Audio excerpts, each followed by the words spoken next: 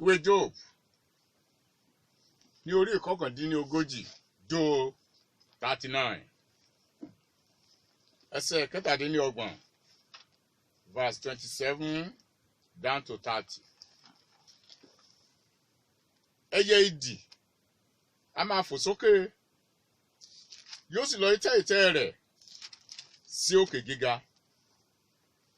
Ó ń gbé láàrin àpáta, ó sì fi pàlàpálà àpáta àti ibi orí òkè ṣe ibùgbé rẹ̀. Láti ibẹ̀ ni ó ti máa wá ohun ọdẹ kiri. Ojú rẹ̀ sì ríran ní òkèèrè réré. Àwọn ọmọ rẹ̀ pẹ̀lú sì ń mu ẹ̀jẹ̀. Níbi tí ẹran bá gbé wà, níbẹ̀ ni idì wà pẹ̀lú. A dúpẹ́ lọ́wọ́ Ọlọ́run wa, ẹ tó tún fún wa ní oore ọ̀fẹ́ láti lè wà lórí prógámù yìí lónìí lórí afẹ́fẹ́ Space FM 90.1. Ìjọ tí ẹ ti ń gbọ́ wa ní Kingdom of Christ Church. Kingdom of Christ Church. Nígbà tí a bá parí ètò yìí, wá fún wa ní àpèjúwe níbi outro wa. Àwọn tá a ti ń bá lọ, the 9 wonders of your destiny. Ìyanu 9 ti àyànmọ́ rẹ. Ní ọjọ́ ìsinmi tó kọjá, a ti sọ̀rọ̀ nípa ojú. Kì í ṣe vision. No, eyes. Ojú gan fúnra ẹ̀. Ojú tá a fi ríran yìí. This globe. Ni mo sọ nípa àyànmọ́ rẹ. Wípé pàtàkì ni nípa àyànmọ́ gbogbo ènìyàn. Àwọn Yorùbá, wọ́n ní ojú ti fọ́. Wọ́n ní etí ti di. Ẹ pàpà ń sọ wípé Olúwa má jẹ́ ká wo orí ogun àrùn nínú ilé yìí. Wọ́n ní àrùn wo ló tó kí ojú ó fọ́ tàbí kétí ó di. Ǹjẹ́ lónìí mo gba àdúrà wípé gbogbo ẹ̀yin tí Sátánì tó fi ojú tó fi ń dá lóró nípa ti ara àti nípa ti ẹ̀mí lórúkọ Jésù Kristi Olúwa kó gbé ọwọ́ lé yín. Àmín. Nítorí pé ọwọ́ ọ̀tún Olúwa ṣe agbára. Ọwọ́ ọ̀tún Olúwa ní agbéga.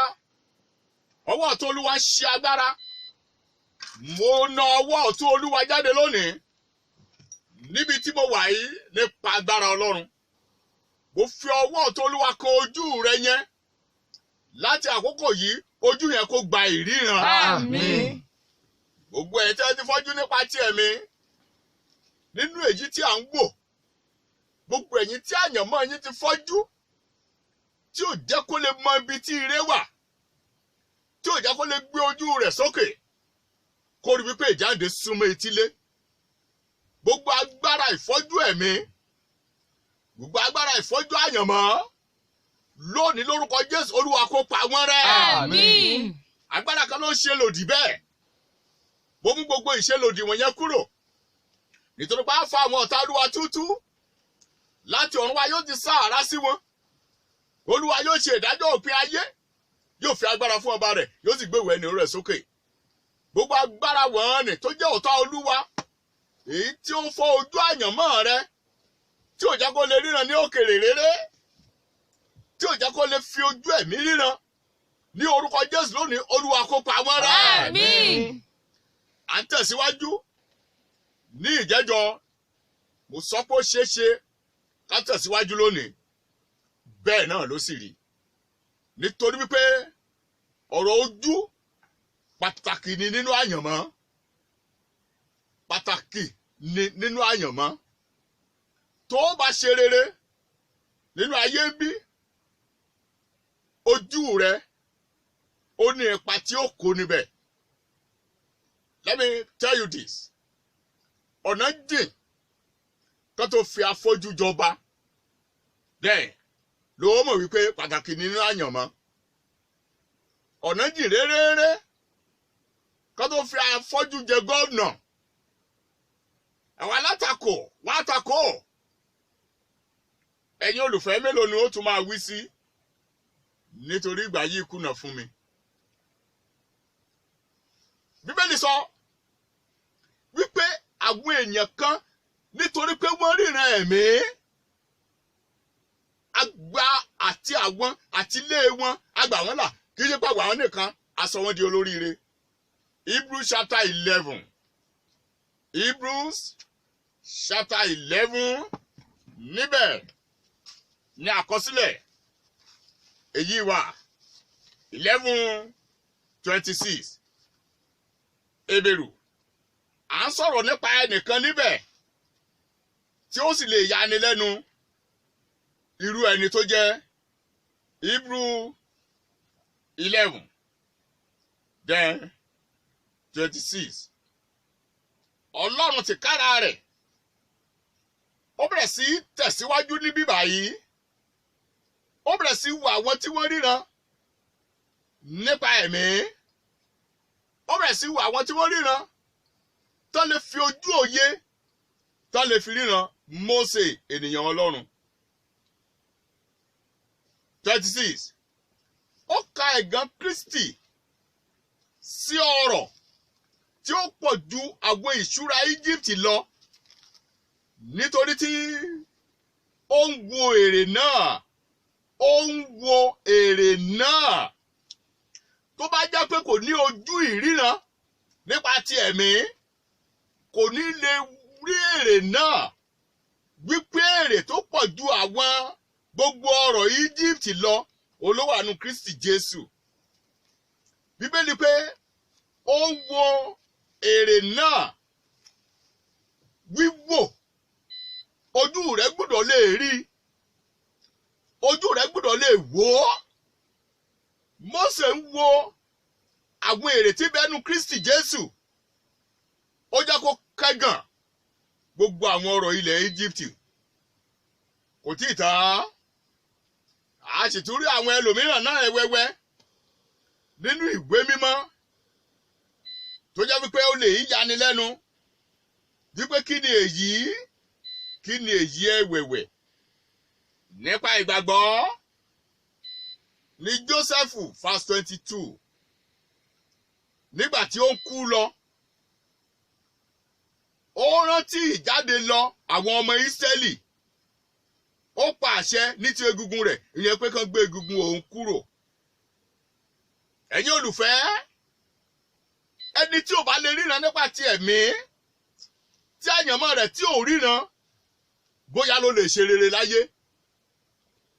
Ẹ jẹ́ tẹ̀síwájú Matthew chapter 16 Matthew chapter 16 13-19 Matthew ìwé ìrere tí a ti ọwọ́ Matthew kọ sílẹ̀ orí ìkẹrìndínlógún ẹsẹ̀ kẹtàlá sí ìkọkàndínlógún rẹ̀. Matthew chapter 16 Jésù Olúwa àwọn ọmọ ẹ̀yìn àti Pétérù àti ọ̀rọ̀ tí Jésù Olúwa sọ kò fẹ́ kájọ wò ó. Ẹsẹ̀ kẹtàlá nígbà tí Jésù sì dé ìgbèríko Sísárẹ́à Fílípì ó bi àwọn ọmọ ẹ̀yìn rẹ̀ léèrè pé ta ni àwọn ènìyàn ń fi ọmọ ènìyàn pè yẹn tán fi òun Jésù Olúwa pè. Wọ́n wá dá lóhùn wọ́n wí fún un pé òmíràn sọ wípé Jòhánù onítẹ̀bọmi òmíràn wípé Èlíjà àwọn ẹlòmíràn wípé Jeremáyà tàbí ọ̀kan nínú àwọn wòlíì. Ẹnu bí tí àyànmọ́ wọn ríran mọ́ ni wọ́n sọ yẹn. Ẹ jẹ́ kí a tẹ̀síwájú ẹsẹ̀ 15. Ó wá bi wọ́n léèrè ṣùgbọ́n ta ni ẹ̀yin fi mí pè bí àwọn tí wọ́n tẹ̀lé mi bí wọ́n mọ̀ ẹ̀yin ń kọ́. Ẹsẹ̀ 16. Símónì Pétérù dáhùn wípé ìwọ ni Kristi ọmọ Ọlọ́run alààyè. Ìwọ ni Kristi ọmọ Ọlọ́run alààyè. Ẹ wá wo èsì Jésù Olúwa fún. Jésù sì dáhùn ní ẹsẹ̀ 17. Ó wí fún un pé alábùkún fún ni ìwọ Símónì ọmọ Jónà. Ibi tí mo fẹ́ lò jùlọ ní kì í ṣe ẹran ara tàbí ẹ̀jẹ̀ ni ó ṣàfi èyí hàn ọ́, kì í ṣe nípa ẹran ara tàbí ẹ̀jẹ̀ ni Pétérù fi rí wípé ọmọ Ọlọ́run alààyè ni Jésù ṣe. Jésù tẹ̀síwájú, ṣùgbọ́n bàbá mi tí ń bẹ lé ọ̀run. Bàbá Jésù Olúwa tí ń bẹ lé ọ̀run ó fi èyí hàn fún Pétérù. Pétérù náà ó sì rí i torí pé ojú ẹ̀mí rẹ̀ ò fọ́. Ẹ jẹ́ ká wá wo èrè rẹ̀. Ẹsẹ̀ 18 verse 18. Èmi wí fún ọ pẹ̀lú pé ìwọ ni Pétérù, lórí àpáta yìí lèmi yóò kọ́ ìjọ mi lé, ẹnu ọ̀nà isà òkú kì yóò lè borí rẹ̀. Èmi ó sì fún ọ ní kọ́kọ́rọ́ ìjọba ọ̀run, keys, àwọn kọ́kọ́rọ́ ìjọba ọ̀run. Ohunkóhun tí ìwọ bá dè ní ayé, a ó dè lé ọ̀run. Ohunkóhun tí ìwọ bá sì dè lé ọ̀run, lé ayé yìí, ohunkóhun tí o bá tú ní ayé yìí, a ó sì tú lé ọ̀run. Here we are. Nítorí pé wọ́n fi hàn Pétérù, ó sì rí. Rírí tó rí, ó mú ìjẹ́wọ́ wá. Mo ti sọ̀rọ̀ ẹnu náà tẹ́lẹ̀. Ó mú ìjẹ́wọ́ wá. Ìjẹ́wọ́ yẹn, ó wá kó oríire bá. Ohun téèyàn ò rí kò lè jẹ́wọ́ rẹ̀. Ní ìgbà mìíràn ẹ̀wẹ̀wẹ̀, ohun téèyàn ò jẹ́wọ́ ó lè mọ́ lè kó oríire bá yàn. Ọlọ́run nínú àánú ńlá rẹ̀ lónìí, ó gbé àpáta ìgbàgbọ́, bó paná gbogbo ọfà àwọn ẹni búburú ni, gbogbo ọfà ìfọ́jú ẹ̀mí, gbogbo ọfà ìfọ́jú nínú àyànmọ́, lórúkọ Jésù lónìí nínú ayé rẹ̀ Olúwa kó paná wọn. Àmín. Ọlọ́run ayérayé, ìwọ ẹlẹ́dàá gbogbo ìpẹ̀kun ayé, ìwọ tí kìí ṣe àárẹ̀, ìwọ tí àárẹ̀ kìí mú, lórúkọ Jésù ọmọ mímọ́ rẹ ni mo dúró síbí lónìí. Luke 21. Luke 21. Ìwé ìrere tí a ti ọwọ́ Luke kọ sílẹ̀, orí 21. Ẹsẹ̀ púpọ̀ ni ó yẹ kí n kà, ṣùgbọ́n torí táìmù mi, ẹ jẹ́ ká wo 28. Luke 21:28. Ṣùgbọ́n nígbà tí nǹkan wọ̀nyí bá bẹ̀rẹ̀ sí í ṣẹ̀, ìgbà calamity ni. Jésù Olúwa gbogbo nǹkan tó sọ láti ìsàlẹ̀ títí débí calamity ni, kì í ṣe nǹkan tó rọgbọ, nǹkan tí ò rọgbọ rárá ni. Ṣùgbọ́n Jésù Olúwa ó sọ ọ̀rọ̀ nípa ìríran rẹ, ó sọ ọ̀rọ̀ nípa ojú tèmi náà. Ṣùgbọ́n verse 28, nígbà tí nǹkan wọ̀nyí bá bẹ̀rẹ̀ sí í ṣẹ̀, ǹjẹ́ kí ẹ wo òkè, kí ẹ sì gbé orí yín sókè, nítorí pé ìdáǹdè yín kù sí dẹ̀dẹ̀. Jésù Olúwa rèé. Even láàrin this time of pandemic, tí gbogbo economy, gbogbo orílẹ̀-èdè àgbáyé níbi táyé wà ó dorí kodò. Ikú pa lọ́tùn, ikú pa lósì, ọkàn àwọn ènìyàn mì kólókólókólókólókólókóló.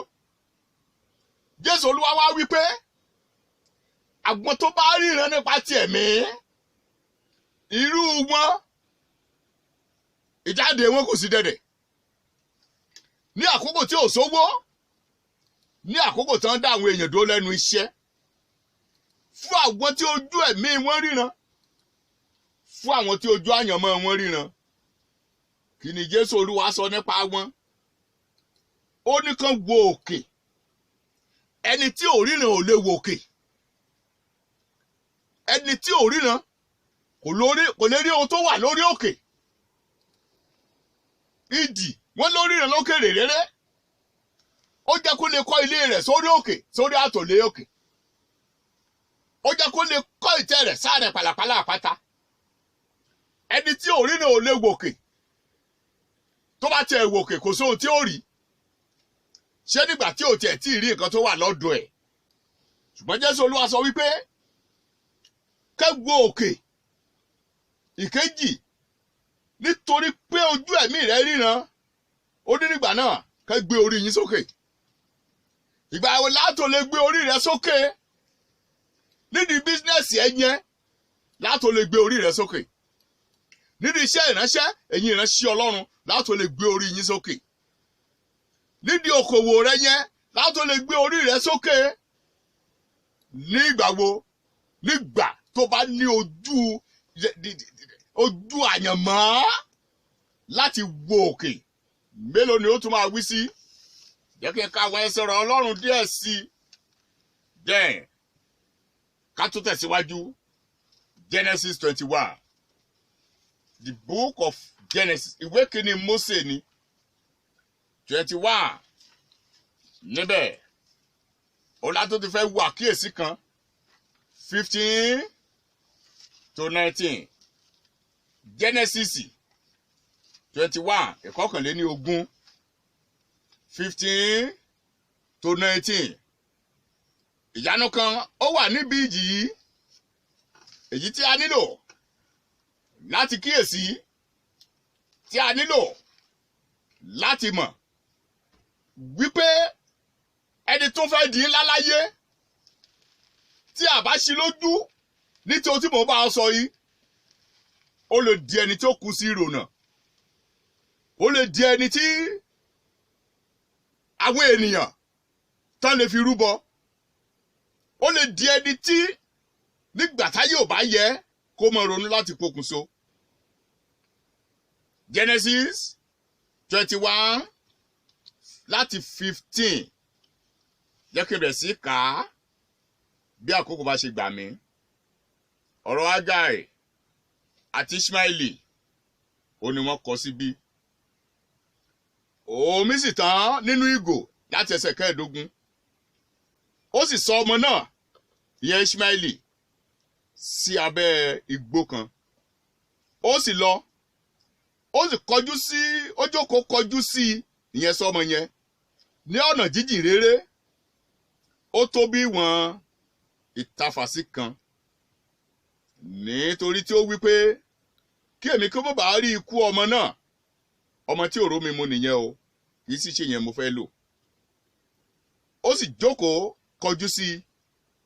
Ọmọ náà sì gbé ohùn rẹ̀ sókè, ó ń sọkún. Ọlọ́run sì gbọ́ ohùn ọ̀dọ́mọkùnrin náà.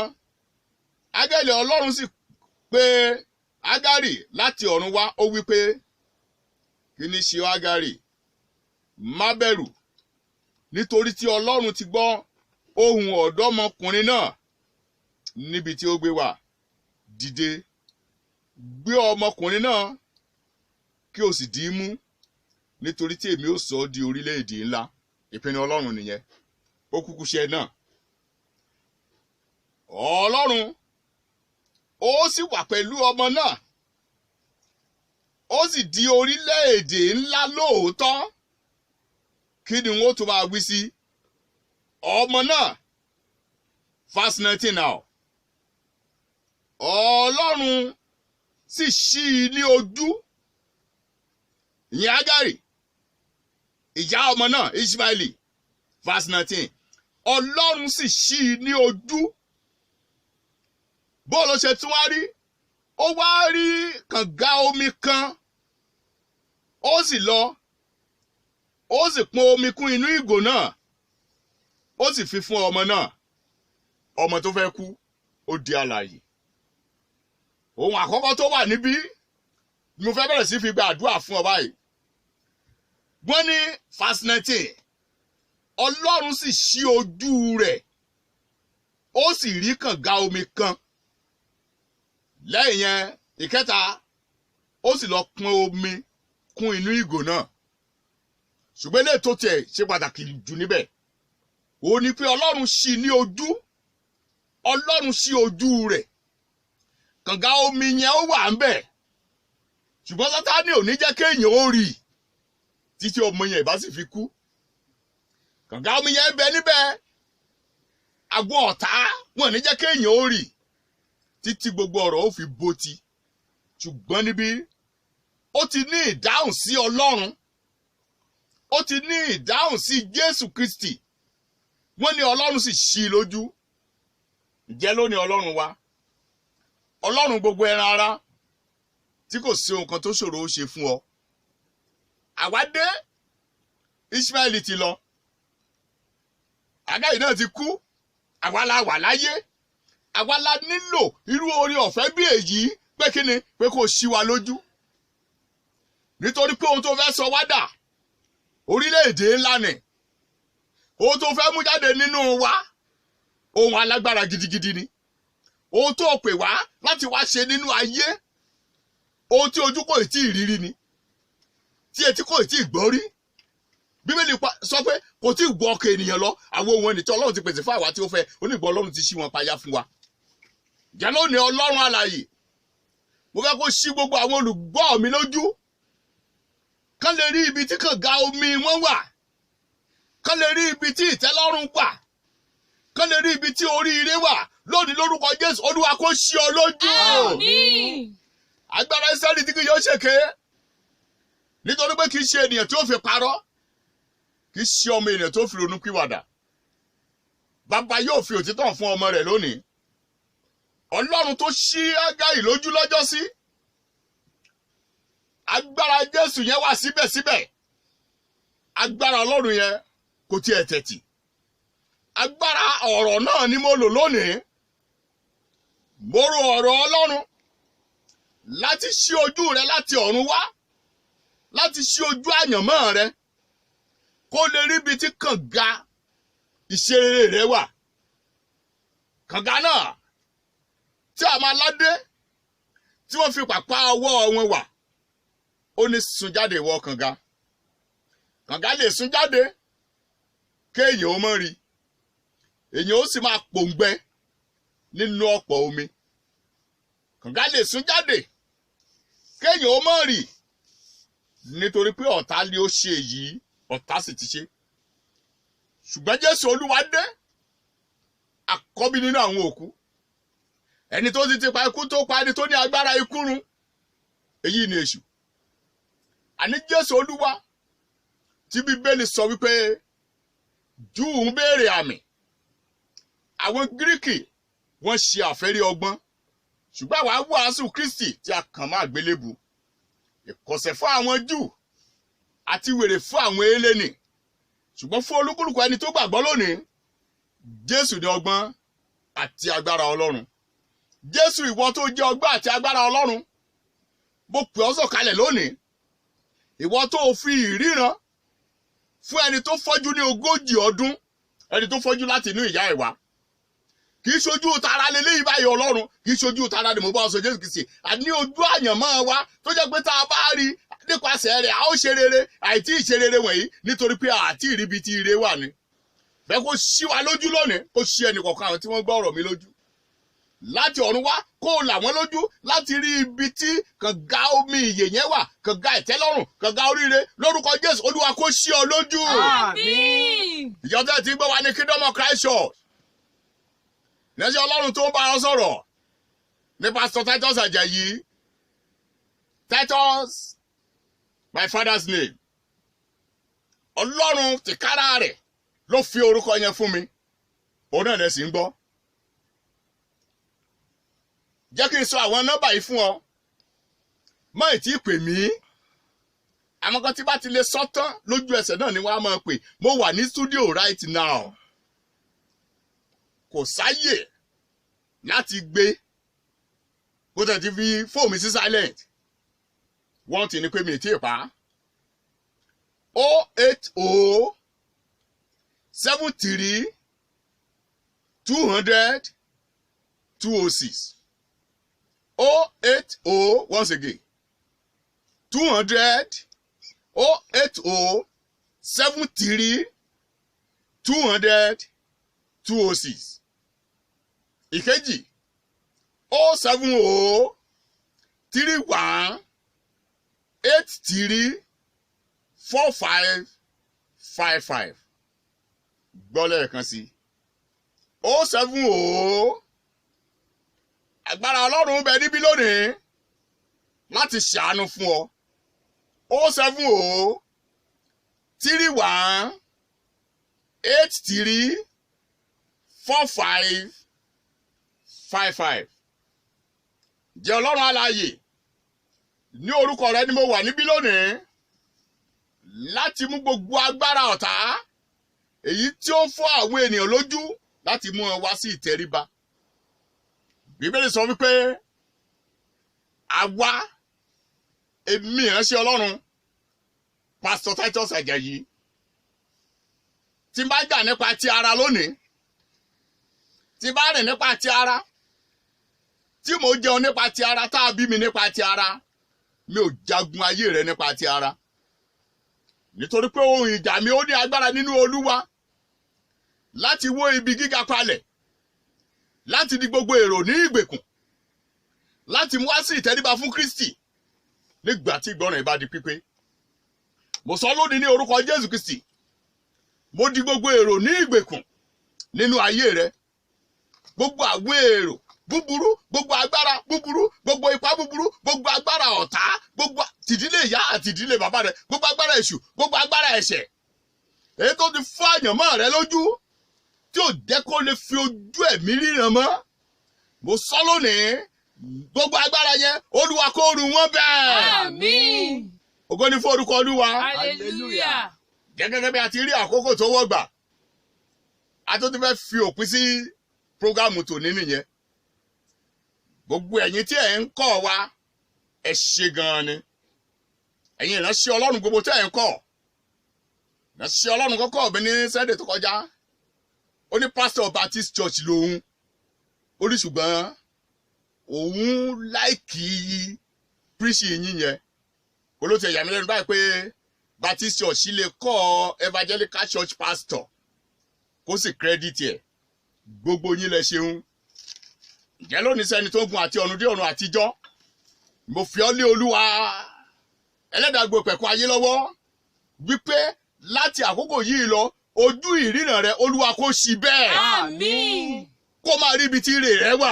Àmín. Kó máa rí ibi tí ayọ̀ rẹ wà. Àmín. Kó máa rí ibi tí agbára rẹ wà. Àmín. Lórúkọ Jésù ó ṣe bẹ́ẹ̀. Àmín. Ní orúkọ Jésù ní a gba àdúrà. Àmín. Oore ọ̀fẹ́ Jésù Olúwa. Àmín. Fẹ́ ti Bàbá, Àmín. ti Ọmọ, Àmín. ti Ẹ̀mí Mọ́. Àmín. Kó máa bá wa gbé Àmín. nísìnyí àti títí láéláé. Àmín. Àlàáfíà.